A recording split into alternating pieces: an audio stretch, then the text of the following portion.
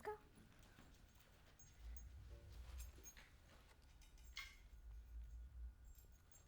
Sit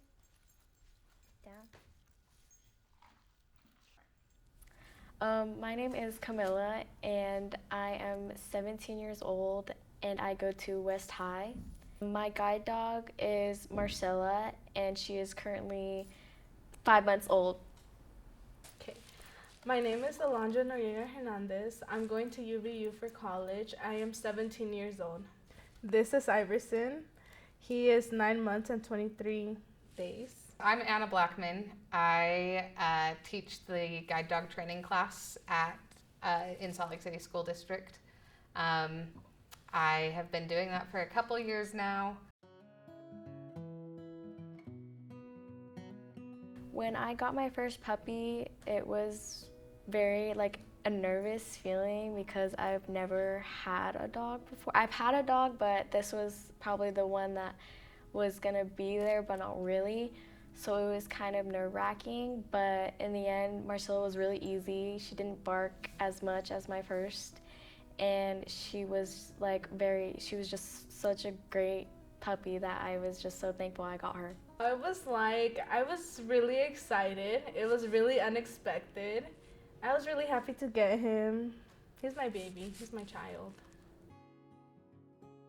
I think guide dogs are important because they just help a lot of people that really need it, or people who just don't really think they have options. I think guide dog is really important because they help the blind people, and it's really good because there's sometimes that they probably feel like, oh, they can't do anything by themselves, but with a guide dog they have someone there for them, and it's their pet. Yeah. I got involved with guide dogs. I kind of needed a class to fill in my schedule, and I also wanted to help people, and it's something that I really like enjoying a lot, helping people. And I was like, okay, why not? And see how it goes. And here I am with a guide dog now. I got involved with guide dogs because I saw someone have a guide dog, and I was like, oh, that's pretty interesting. And then once I figured out that you can raise a guide dog and bring them places with you, I thought it would be an interesting experience, and it was something I am glad I did. I actually took the class that I now teach. So when I was in high school, I found out about this class where students could raise a guide dog. Thought my parents would never ever let me. Begged them. They said, we'll look into it and see. And then after the first meeting, they were like, yeah, I guess. And I was shocked and so excited. And so then I joined the class, started raising guide dogs, and have been hooked on it ever since. Oh yeah, I'm not ready to let him go yet. I know I'm gonna cry so much and it's gonna break my heart, but it's for the best. I want him to help someone, and if I can't keep him, then that's okay. I would prefer him to help someone in need.